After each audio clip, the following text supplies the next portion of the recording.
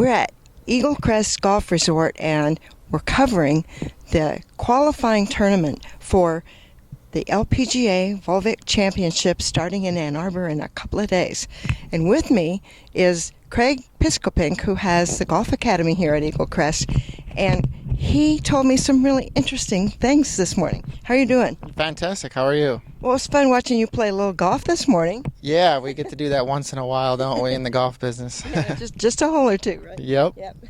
Well, as the ladies were warming up, you pointed something out that I had never noticed, and that there's a huge difference between what the pros do and what the amateurs do. So all of a sudden, I'm interested in, there are many differences. Yeah, I thought what we saw this morning was that every single player had alignment rods down. And that's very important, that every time that you warm up for a round, that you should drop those alignment rods and make sure you're aiming properly. So the amateurs haven't quite caught on to that, do you think? No, I think amateurs just kind of look and fire, so to speak.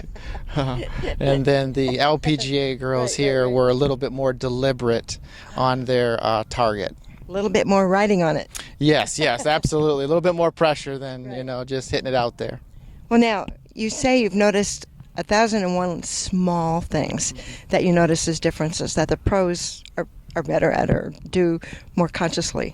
Yeah, I think one of the big things is that with watching the LPGA girls out here today is they're so patient on making their decisions, and they're very precise, and they don't hit a shot unless they're fully committed to the shot and the decision that they made. Okay. I think sometimes as amateurs they look at a number and it might say 121 or 130 on their Bushnell rangefinder, and they get up there and think it's playing 131 or 121 when it might be out of the rough, it might be a flyer lie, it might be downwind, it might be a side hill lie.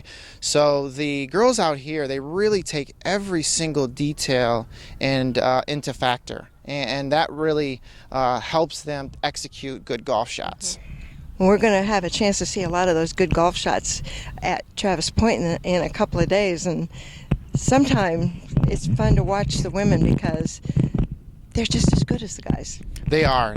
I think they're underrated, and it's kind of a bummer, but they are absolutely awesome. I mean, these girls out here, their swings are fluid, graceful, and they hit it really, really good. Yeah, I saw some shots today that went so far I couldn't even believe it. Yeah, they have a lot of power. Even though they're smaller frames, they produce a lot of power with their technique. So that really comes down to the thing that technique is really part of what makes the golf swing successful or powerful. Yeah, technique leverages power. Yeah. So when you have proper technique, it can contribute to club head speed. When you don't have technique, for example, let's say the golfer lifts their arms versus swinging their arms around their body. So swinging more rotary is going to help you create a little bit more club head speed. So when doing that, you won't have to, what I call, activate muscles and try and force the golf shot. Who was it? Was it Shaquille O'Neal or Charles Barkley who was trying to learn how to play golf, and you'd expect him to have a lot of power? One of them. Yeah, and that's a great point. Just because you're strong doesn't mean you're going to produce a lot of club head speed, and that's a great example of technique over strength. Yeah.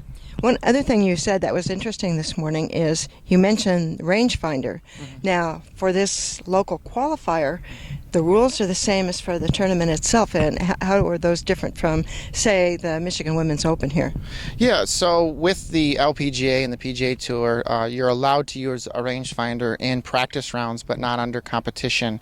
Mm-hmm. So the caddies play a significant role in making sure they're telling the players, it's this far to this bunker, to the end of the bunker it's this far, or how many paces you have between, the pin in the front or the pin into the side. So caddy plays a huge role, I think, in playing with the player as far as talking it out and making sure they're on the same page as decision making, which amateurs don't. They don't have that. I mean, they could talk to themselves, yeah. But when you have that team camaraderie between a caddy, it's, to me, I mean, I caddied for a student the other day in a tournament, and I think there was probably 6 or 7 shots that a caddy can save a player.